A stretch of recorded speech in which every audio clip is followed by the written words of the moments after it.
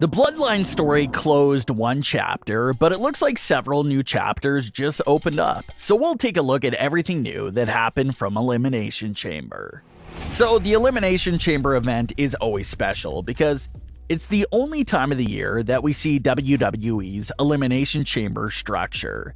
But for this specific Elimination Chamber event, the massive cell structure wasn't really the most anticipated moment of the night. That moment belonged to Sami Zayn versus Roman Reigns. A majority of big feuds only get a few weeks of build-up at most, but Roman Reigns and Sami Zayn had a story that was 9 months in the making.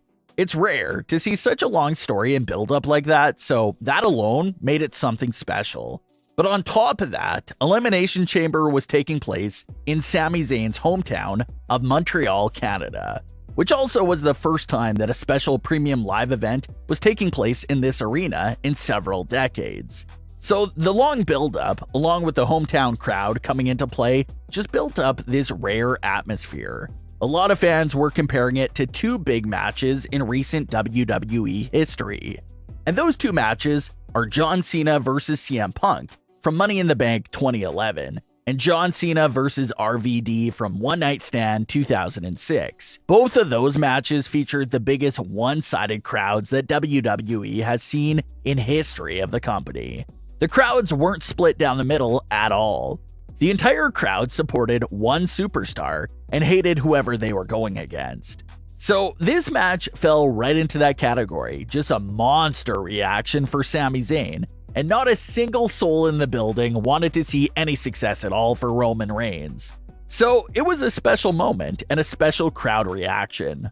SmackDown also took place in the same arena one night before, and that was also another special moment. Sami Zayn closed out that edition of SmackDown with a homecoming promo, but there was one slight problem. The crowd was so excited to see Sami Zayn back home that they basically didn't let him speak. It was a non-stop 5-minute ovation full of constant cheers and chants for Sami Zayn. Sami even noted at the Elimination Chamber press conference that his SmackDown ovation is technically the longest ovation in the arena's history.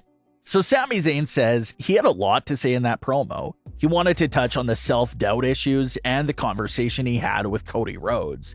He wanted to say something to advance the story, but he said that he had to change up the entire promo a lot and adapt because of the crowd reaction.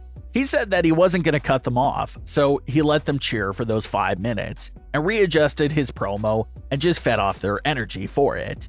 So just back-to-back nights of special ovations for Sami Zayn.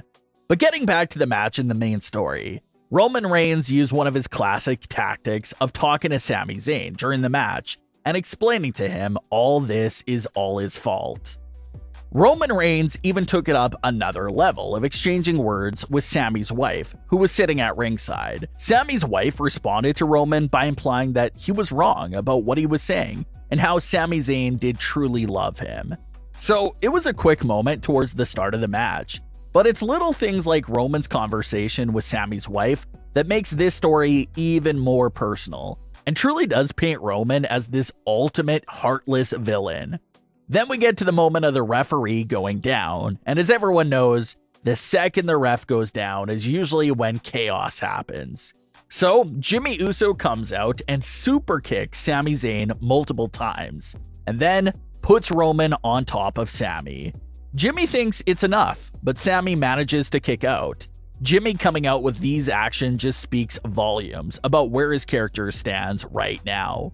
Roman Reigns obviously instructed the Usos to stay home for SmackDown and never gave them any instructions to show up at Elimination Chamber. So we're to assume that the Usos made their own decision to show up at the Chamber.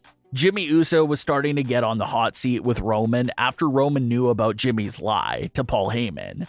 So it looks like Roman's mind games on Jimmy did make Jimmy fearful, and that's why he acted alone and tried to prove himself again to Roman, so that Roman would forgive him for lying to Heyman. That seems like Jimmy's full intentions here. Help Roman out with Sami so he forgets about everything else. Then we get an appearance from Jey Uso. Jey appears out of nowhere and stands in between Roman and Sami. And we almost get an identical replica of what happened at the Royal Rumble, but instead of it being Roman and Sami, it's now Roman and Jey. Since Jey blocked Roman from hitting Sami, Roman hands the chair over to Jey Uso and instructs him to hit Sami Zayn instead. This is exactly what Roman Reigns did with Sami Zayn at the Royal Rumble. So Jey takes the chair, Roman stands in front of him taunting Sami, and it looks like Jey is about to pull off Sami's same move and hit Roman in the back with the chair. But unlike Royal Rumble, Roman turns around before the chair strike and gets all up in Jey's face about it, even directly pushing Jey's face away multiple times. But before that can go anywhere else, Sami gets back up, goes for Roman, but accidentally takes out Jey, and Roman is able to defeat Sami Zayn moments later. And the air was just sucked out of the arena with that 3 count. Some fans were even comparing the feeling to the Undertaker streak being broken at WrestleMania 30. The look on the fans' faces all seemed like they were absolutely gutted. A lot of them truly believe that Sami had a strong chance to pull it off. But then we get another big post-match moment. Roman and Jimmy are taking out Sami Zayn, but then Kevin Owens makes his return to save Sami Zayn. This was Kevin's first appearance since the Royal Rumble. So it looks like they're now seriously hinting to the match that fans have been discussing for a long time, and that's the Usos versus Kevin Owens and Sami Zayn at WrestleMania 39. We all know about Kevin and Sami's history with the Bloodline, so that instantly adds a lot to the story. But the other extremely interesting and important part of this story is obviously the relationship between Jey and Roman, because that's not fixed yet. In fact, Elimination Chamber might have just made things worse for Roman and Jey. So that's something that will definitely be addressed on the road to WrestleMania. If Jey is at war with Jimmy and Roman and doesn't see eye to eye with them ahead of this match big title defense against Kevin and Sami, that's obviously going to put the Usos at a massive disadvantage. Kevin and Sami will most definitely be on the same page. So if the Usos are not fully united at WrestleMania, you just have to assume that their chances of retaining their titles will be low. So maybe that's where the story is headed. Jey was right there. He almost pulled the trigger to hit Roman with the chair, but he hesitated for way too long, and he missed the opportunity. So maybe Jey will lie low for the next few weeks and try to toughen things out with Roman and the Bloodline.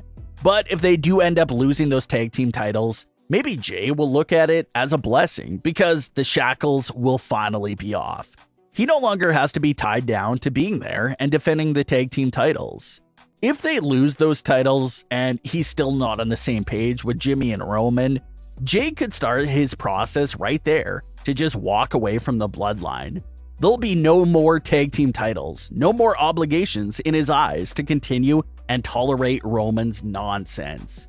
So it looks like Jey's days in the Bloodline could be connected to the tag team titles. As long as they're tag team champions, he'll have to deal with Roman Reigns. But as soon as those tag team titles are gone, we should definitely see a lot of progression in Jey's quest to get free from Roman Reigns and the Bloodline. But what are your thoughts on today's stories? Leave your comments below. Don't forget to subscribe with all notifications on, and leave a like if you enjoyed. Thanks for watching, guys.